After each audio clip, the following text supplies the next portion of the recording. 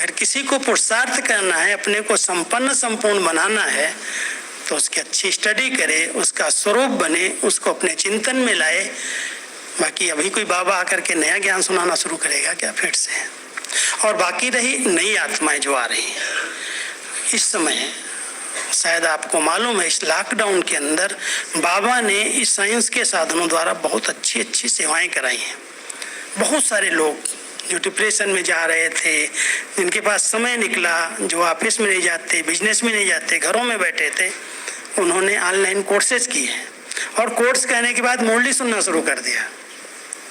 अभी अभी यहाँ ज्ञान सरोवर के अंदर एक दिल्ली से 25 का ग्रुप आ गया, बिल्कुल नया, 3 महीने 4 महीने के स्टूडेंट, लॉकडाउन के। उनको कुछ पता नहीं बाबा क्या है, संस्था क्या है। कोर्स कर लिया, मुरली सुनना शुरू कर दिया, और बहन ने कहा चलो आपको माउंट आबू घुमा के लाते हैं। भट्टी करने के लिए आ गया। भट्टी क्या करेंगे, उनको भट्टी का अर्थ भी नहीं पता है। ब्राह्मण क्या है, ब्राह्मण का अर्थ भी नहीं पता है। तो मुझे अलग से बिठाया, उनके साथ 25-30 बड़े अच्छे बिजनेसमैन दिल्ली के थे। तो मैंने पूछा आपको कैसे ज्ञान मिला? तो बताया कि ऐसे ऐसे हमने ऑनलाइन कोर्स किया। कोर्स करने के बाद अच्छा लगा, मैंने मुरली सुनना शुरू कर दी। बहनों ने मुझे बहुत अच्छी पालना दी और यहाँ लेके आई, मुझे बहुत अच्छा लग रहा है।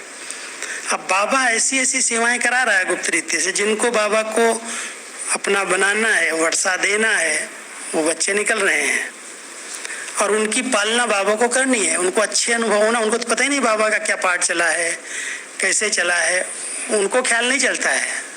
अभी वालों ख्याल चलता है इनको तो कुछ नहीं मिला, इनको तो कुछ नहीं मिला, हमको जो मिला इतना। लेकिन बाबा कहता है उनको भी मैं सब प्रकार की प्राप्ति कराऊंगा, कोई वंचित नहीं रह सकता बाबा के वर्षे से। किसी भी बच्चे के द्वारा बाबा अपना अच्छा अनुभव करा देता है, उनकी दृष्टि से, उनकी रूहानियत से, उनकी पवित्र वाइब्रेशन से। जिन्होंने अपनी स्थिति अच्छी बनाई है, तो बाबा को कोई एक रथ की जरूरत थी क्या? इतने सब बच्चे अगर बाबा समान बन करके उस स्थिति में रहते हैं, तो आने वाली आत्माओं को अपने आप वही अनुभव होते हैं कि जैसे बाबा प्यार का सागर है, सुख का सागर है, शांति का सागर है। इन आत्माओं से मुझे भासना मिली, वो मुझे पालना मिली। तो बाबा चाहता है बेहद में बच्चे आ जाएं, अभी हदें छोड़ दें, और बच्चे वही लकीर पकड़े हुए हैं कि वैसा ही बाबा का पाठ फिर चलेगा। सोचना, विचार करना इस पर। हम अपनी वृत्तियों को कहीं पर भी चंचल होने न दें, उसके लिए हम बहुत अच्छी तपस्या करें। बाबा ने शुरू में वृत्तियों को चेंज करने के लिए एक अभ्यास कराया। 6 बातें मैं आपको इसमें सुनाता हूँ अभ्यास की। पहला अभ्यास बाबा ने कहा बच्चे पक्का करो, 108 बार लिखो मैं आत्मा हूँ, मैं आत्मा हूँ, मैं आत्मा हूँ। और बाबा ने खुद इसका अभ्यास किया और अपनी डायरी बनाई, लौकिक संबंधों के नाम से डायरी बनाई। बाबा की युगल का नाम जसोदा, जसोदा आत्मा है, जसोदा आत्मा है, जसोदा आत्मा है। बेटे का नाम नारायण, नारायण आत्मा है, नारायण आत्मा है, नारायण आत्मा है। एक एक के नाम से बाबा ने कई बार लिखा, पक्का किया, और इतना पक्का कर लिया सब बाबा की नजरों में कोई भी बेटा, बेटी, बहू, पत्नी, कोई संबंध का भान ही नहीं रहा। उस भान से, उस वृत्ति से ऊपर उठ गए वो।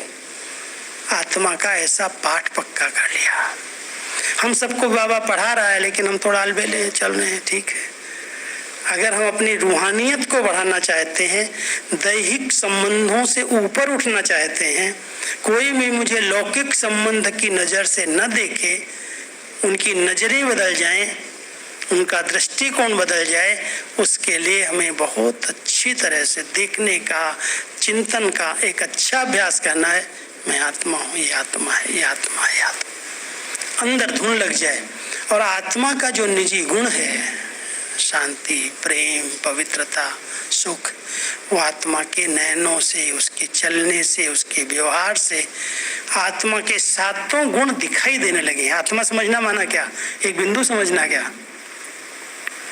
आत्मा के निजी 7 गुण हैं, और वो 7 गुण हमारे शकल से, हमारे चलने से, हमारे बोलने से, हमारे व्यवहार से प्रकट हों कि आत्मा रूहानियत से संपन्न है। तो जितना हम रूहानियत से संपन्न अपने आत्मिक स्थिति में स्थित रहेंगे, उतना हमारी वृत्तियां बहुत शुद्ध, पवित्र, शक्तिशाली बन जाएंगी। जो बाबा आज कह रहे थे कि अपनी वृत्तियों को शक्तिशाली बनाओ, तो सफलता आपके पीछे पीछे आएगी।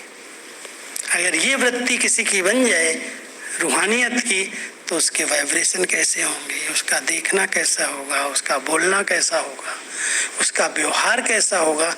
जो बाबा कहता है मेरे बच्चों की चलन से, चेहरे से बाबा का दर्शन होने लगे, साक्षात्कार होने लगे, दिखाई देने लगेगा, देह भान खत्म हो जाएगा, कर्म इंद्रियों की चंचलता समाप्त हो जाएगी, आत्मा अपने स्वरूप में स्थित है।